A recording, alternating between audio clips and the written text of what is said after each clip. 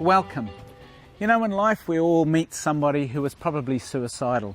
When that happens, it can actually be really quite nerve-wracking, and we can worry about how to approach the person and even to know what to actually do. In fact, for some of us, we really worry whether we're actually going to harm them.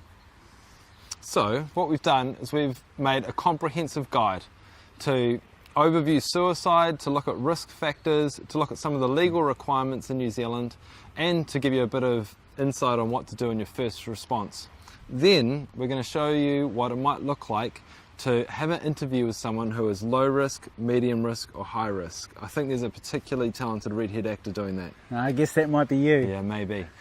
What we'll do from there is we're going to then take you through how to help yourself, look after yourself and look after your community. And then you'll be able to have the confidence to know how to deal with somebody who's vulnerable, and then the confidence to ask the right kind of questions, which is very important. And so you've got confidence in us, you need to know that between us we've got 40 years of counselling experience. Yeah. Dave's got most of that, but somebody had to show him how to use a computer.